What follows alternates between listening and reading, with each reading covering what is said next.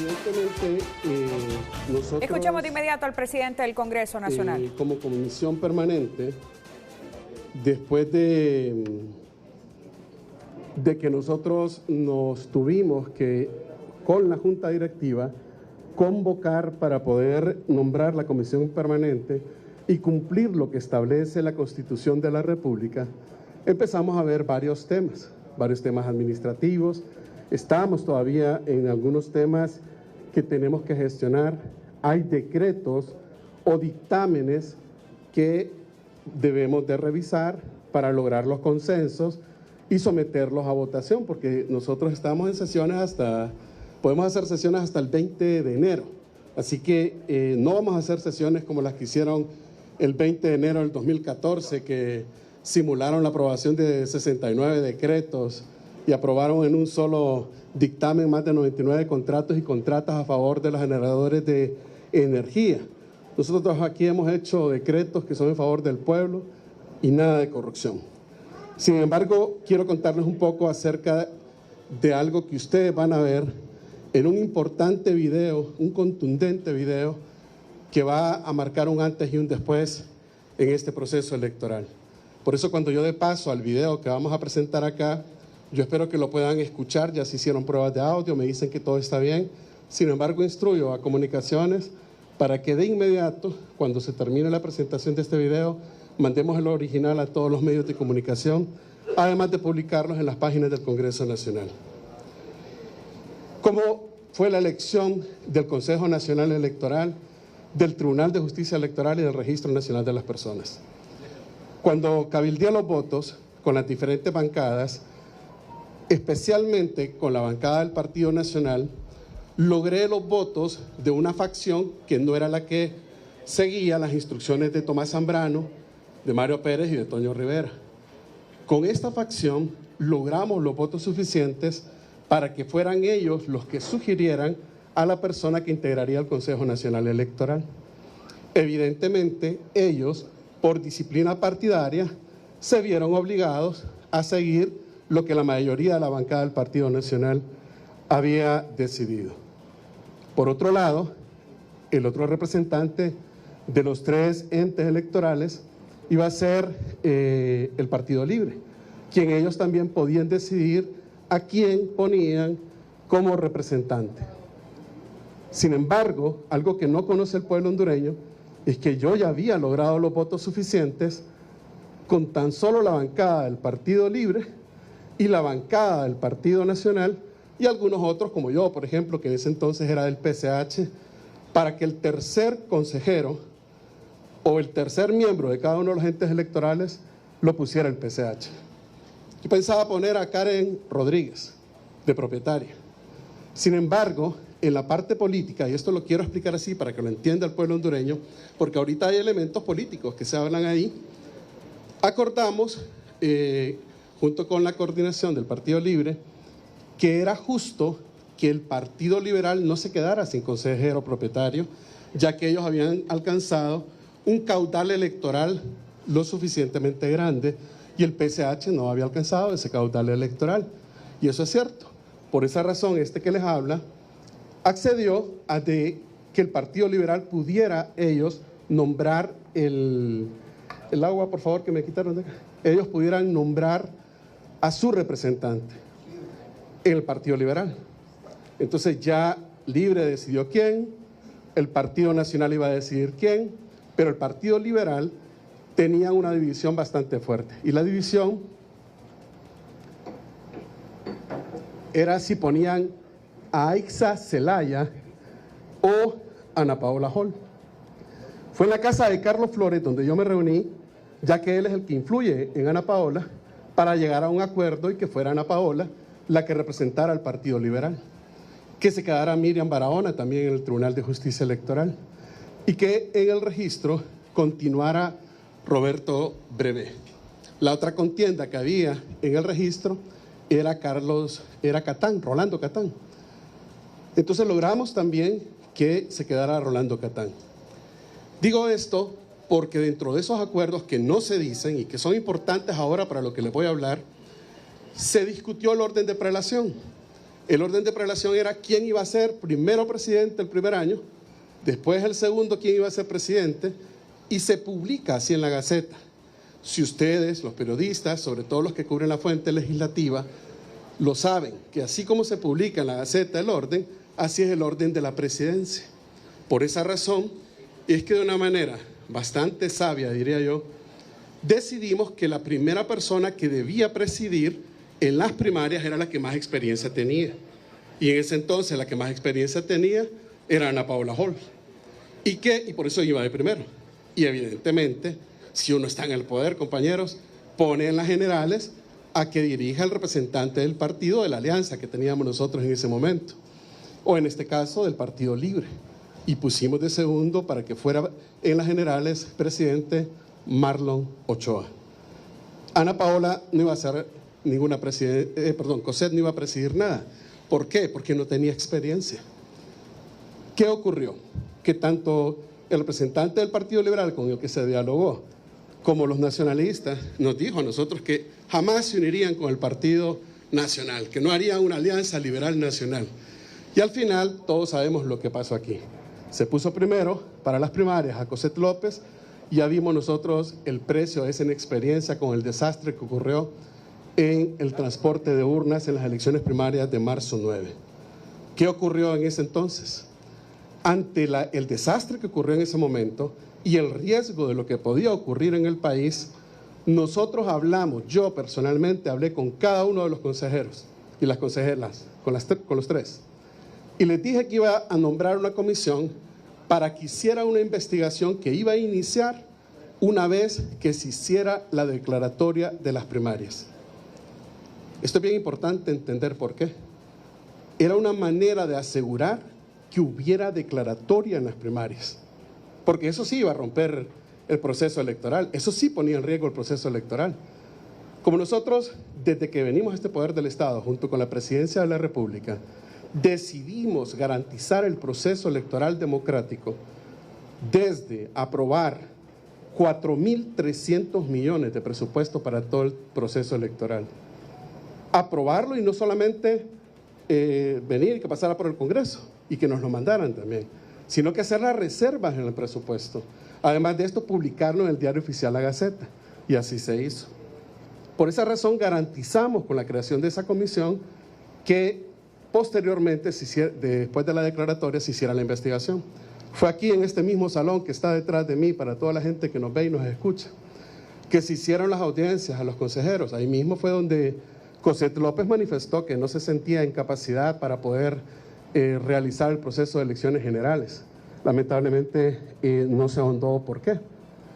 Posterior a esto, cuando no se cumplió con la orden de prelación, nosotros recordamos el conflicto de las elecciones primarias, luego la comisión especial, y luego nadie puede olvidar cuando se intentó por mayoría de las consejeras Cosette López y Ana Paola Hall implementar fuera de la ley un componente en la trayectoria o la arquitectura jurídica y legal del proceso electoral. Este componente pretendía crear otra junta de receptora de votos en el seno del Consejo Nacional Electoral. Recuerdan que hicimos cadena nacional, hicimos denuncias, hicimos videos y afortunadamente ellas recularon y no siguieron con ese proceso. Posteriormente a esto, nosotros recibimos en este poder del Estado la renuncia de Ana Paola Hall. Todos aquí conocen que su servidor, se opuso a darle trámite de ley a esa renuncia, ya que ella invocaba en esa renuncia elementos que estaban fuera de una forma de renunciar, como por ejemplo ponerle condiciones a este poder del Estado, de que hasta que se elija a otra persona se hiciera efectiva, entre otras cosas. No nos arrepentimos en ese momento de defender la posición de una mujer que además estaba siendo atacada a lo interno de su propio partido. Por eso no nos extraña la posición hoy antagónica a su propio candidato y partido. Posterior a eso, de que no le dimos trámite a la renuncia, se presentó un informe de auditoría. Este informe de auditoría hoy se ve por las las comparecencias que ha hecho el consejero Marlon Ochoa, pero tiene algo importante. Se presentó el 29 de noviembre. Aquí dice que las elecciones generales no se podían realizar. Las consejeras no escucharon a los auditores.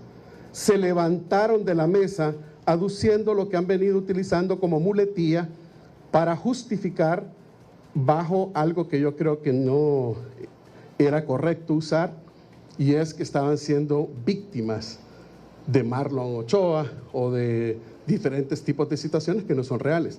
Su obligación, consejera Ana Paola, como presidenta, y José López, era escuchar esta auditoría, que esta auditoría más adelante va a pasarle factura. ¿Qué ocurrió posteriormente a esa auditoría? Que las consejeras, por mayoría, tomaron la decisión de aprobar una resolución donde dejaron sin valor el proceso de validación biométrica. El dejar sin valor el proceso de validación biométrica no permitió que en las mesas se hiciera una comprobación entre lo que se validaba en el dispositivo biométrico. Para quienes nos ven y nos escuchan, es un aparatito que todos recuerdan cuando fueron a votar, donde comprobaban con su huella que usted era la persona que iba a votar. No se validó. Por eso es que hoy tenemos un montón de juntas receptoras de votos que no coincide el valor del biométrico con el número de electores en las actas. Esto realmente es una vergüenza. Realmente es un desastre.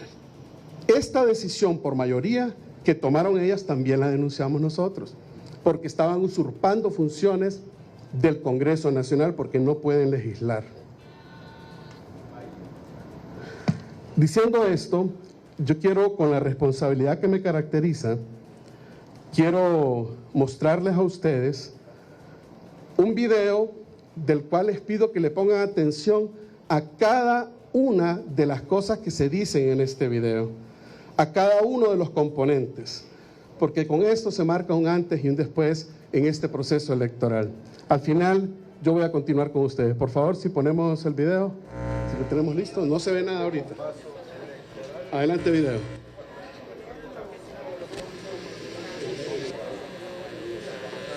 Pueblo hondureño, en esta ocasión nos vemos nuevamente en la obligación de dirigirnos a ustedes para informar con responsabilidad y transparencia sobre los hechos graves que afectan la legitimidad del proceso electoral general 2025. Como es de conocimiento público, el proceso ha carecido de los principios básicos de transparencia y legalidad que deben regir la actuación del Consejo Nacional Electoral, como rector electoral. Antes, durante y después de la jornada electoral, hemos sido testigos directos de una serie de eventos que han generado una profunda incertidumbre en torno a la veracidad de los resultados de la elección del día 30 de noviembre. La serie de irregularidades constatadas son múltiples. A continuación exponemos las principales que hemos documentado. Falla del simulacro del 9 de noviembre del 2025.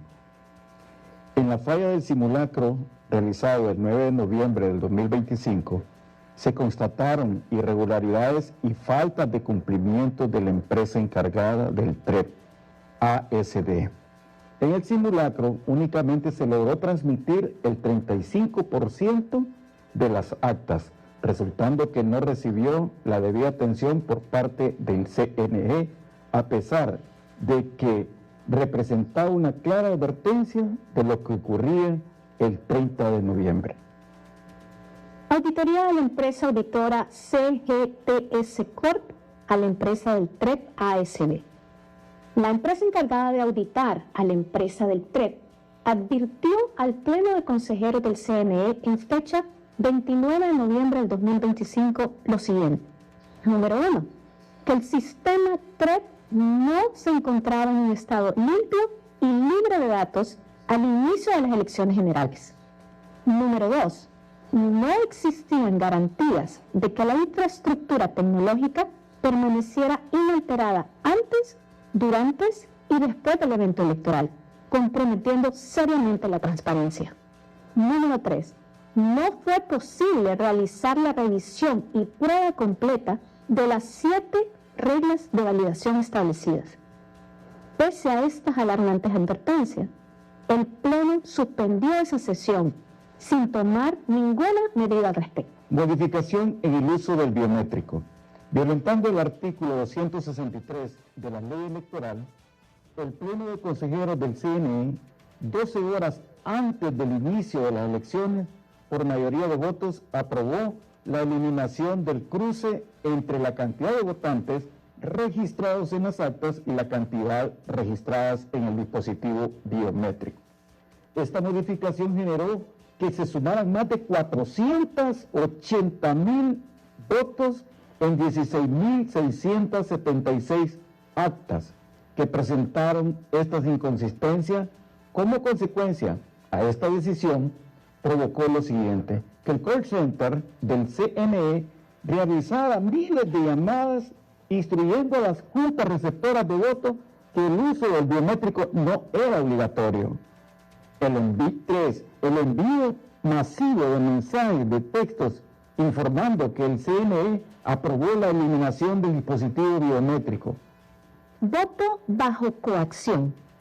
Violentando el artículo 44 de la Constitución de la República, que establece que el sufragio debe ser ejercido de forma libre, se puede constatar que hubo 860 llamadas al 911 con amenaza, intimidación y coacción al voto. También se confirmó de 3.6 millones de mensajes enviados en el silencio electoral, amenazando con cortar las remesas. Informes consolidados de las misiones de observadores.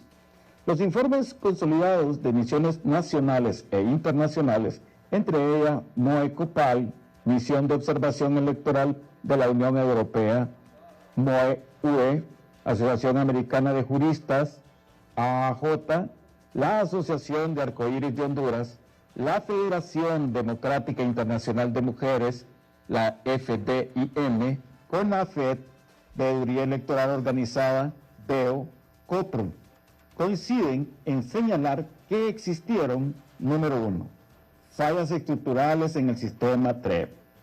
2, deficiencia en el sistema biométrico de identificación. 3, problemas de conectividad e infraestructura tecnológica. Obstáculos tecnológicos a la conectividad. La empresa IFX confirmó lo siguiente: que 700 de las 1.800 antenas no se conectaron el día de las elecciones, impidiendo la transmisión oportuna de las actas. También se constató que en 94 centros de votación los routers de las antenas de transmisión fueron reseteados al menos 10 veces sin autorización, dejando actas sin transmitir y vulnerables a alteraciones durante su traslado y custodia a Tegucigalpa. Caída del sistema. Las múltiples caídas del sistema se reflejaron en hechos graves, como lo siguiente: el ingreso de 4.951 actas en cero que fueron cargadas hasta 8 días después, sin certeza que los datos corresponden a los originales del día de la elección. 2. La retención injustificada de 16.615 actas durante 40 horas en los servidores de la empresa TREP ASD. Inconsistencia entre los archivos del CNE, la empresa TREP ASD, y los partidos políticos, con una diferencia de 4.800 archivos. Entre los registros, incumpliendo lo establecido en el artículo 278 de la ley electoral. Por ejemplo, en ASD teníamos 112.860 archivos. En el servidor del CNE, 110.160. Y en el servidor de los partidos políticos, 108.060. Aquí no había igualdad entre los servidores, que ese es el punto, donde todos tenían que tener la misma cantidad de archivos. Alteración de votos. El margen de error permitido en la transcripción debía de ser únicamente del 5%. Sin embargo, se registró un 35% alterando los datos originales de las actas. Otro factor al momento de transcribir los datos en el sistema es que éste le asignaba votos de un candidato que pertenecían a otro candidato. Código fuente o triple sellado.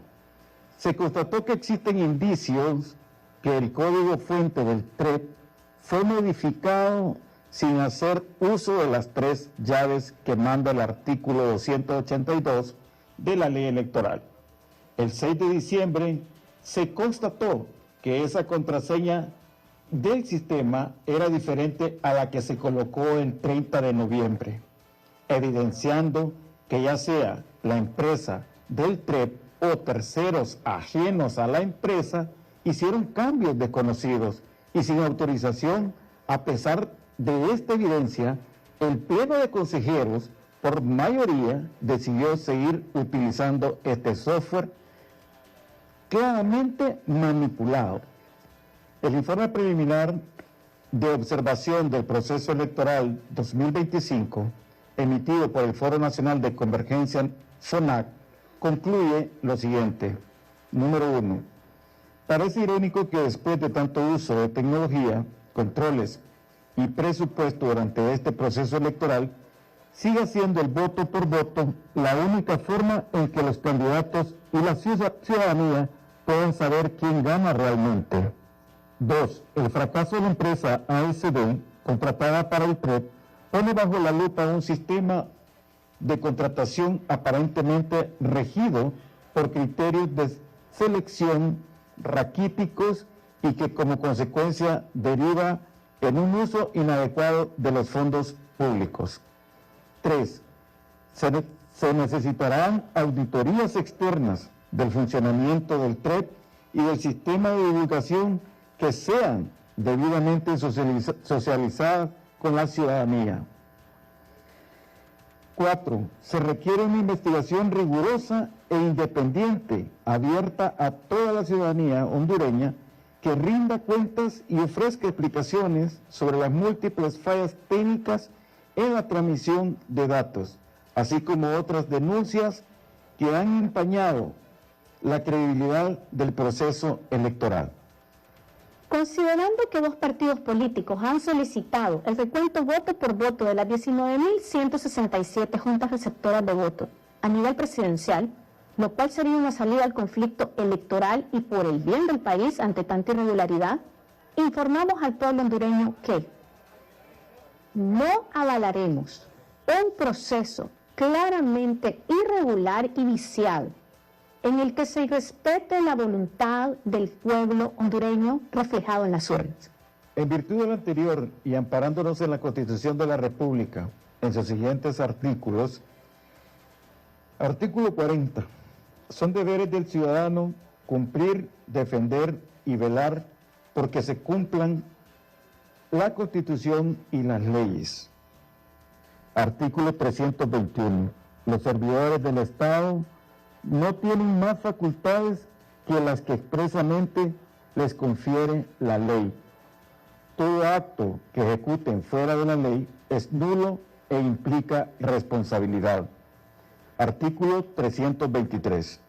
Los funcionarios son depositarios de la autoridad responsables legalmente por su conducta oficial, sujetos a la ley y jamás superiores a ellos.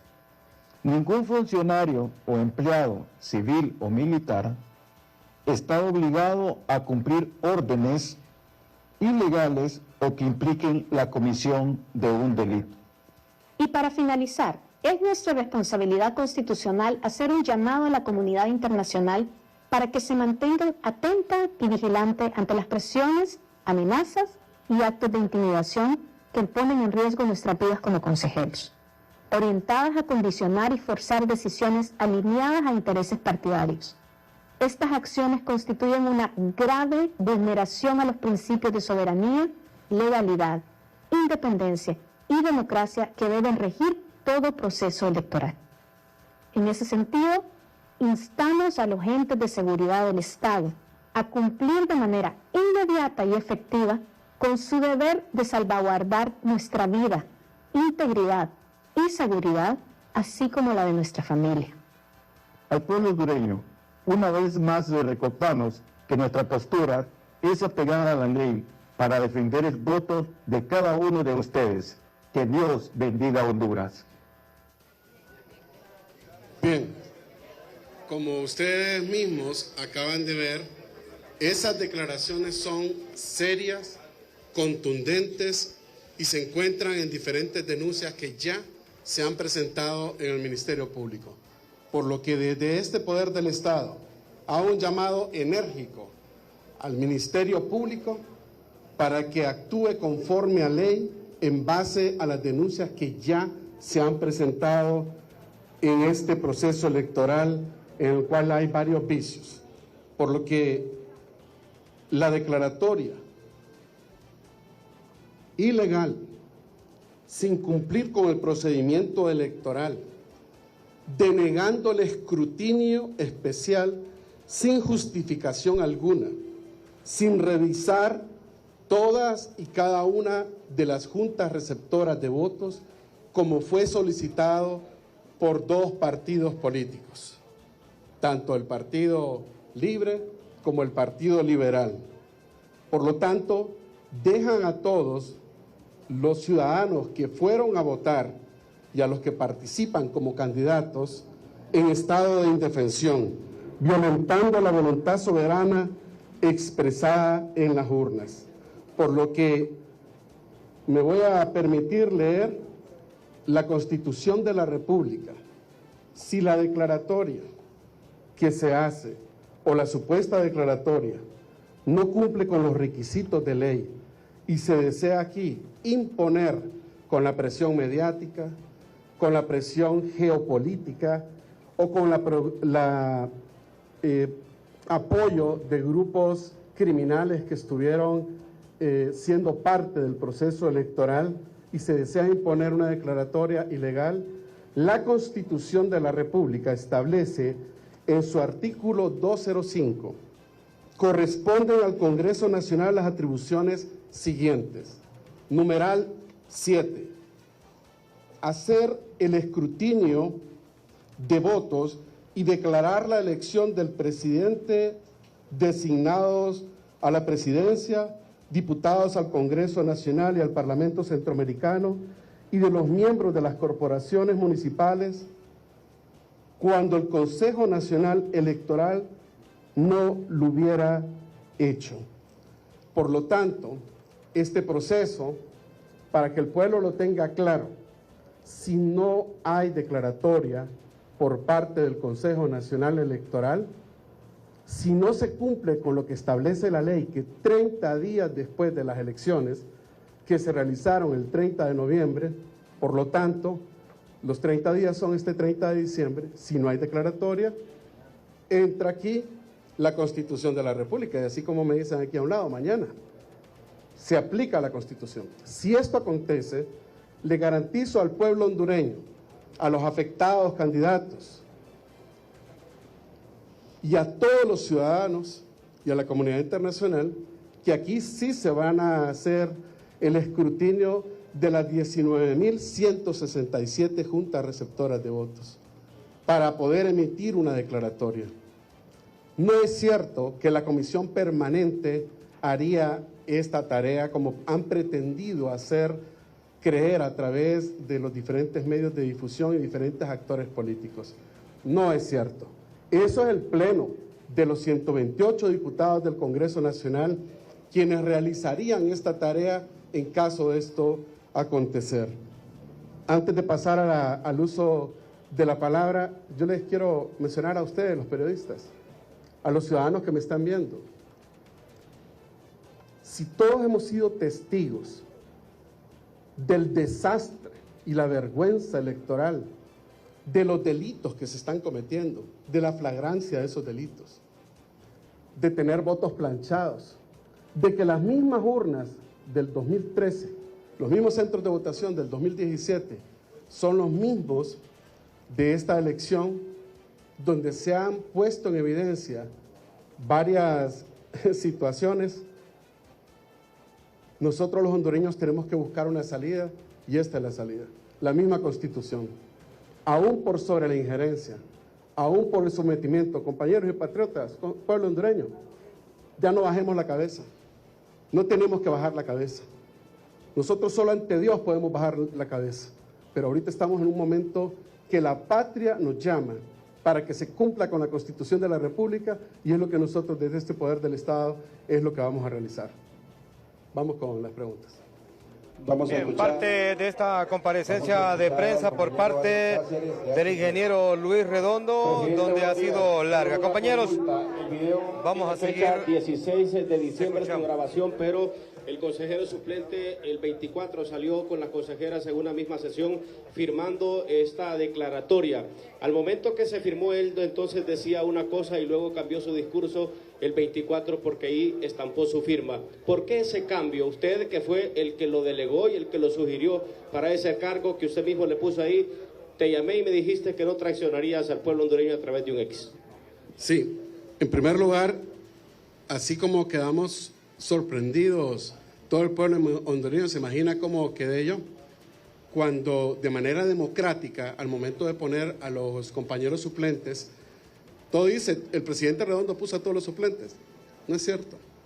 Uno de ellos lo pedimos al representante de la DC aquí en el Congreso Nacional. Cardona lo pedimos al diputado suplente Mauricio Castellanos, con quien Cardona había trabajado desde Choloma durante mucho tiempo. Y así cada uno de ellos fue consensuado, fue buscado entre los compañeros. Para mí fue una sorpresa. Yo creo que el Ministerio Público podrá hacer la investigación respectiva sobre todas las aseveraciones que son de dominio público que se hacen, porque les voy a decir aquí una cosa, compañero, aquí no hay nada oculto. Siempre se sabe la verdad, no hay nada oculto, tarde o temprano. Así que es mejor que se recapacite a veces cuando se cometen errores como estos, y todavía hay tiempo, porque falta que se haga la declaratoria general, que en este momento yo dudo que se haga desde este Consejo Nacional Electoral. Esperemos que la hagan. Si no, aquí estamos listos nosotros como Congreso para revisar todas las 19.167 juntas receptoras de votos. Bien, parte de las declaraciones de Luis Redondo en el Congreso Nacional, donde ha presentado este video con presuntas irregularidades en el proceso electoral, y aparecen, Claudia, los dos consejeros suplentes, Carlos Cardona y Karen Rodríguez. Así es, donde ellos detallaban algunas irregularidades en todo el proceso de elecciones, desde las primarias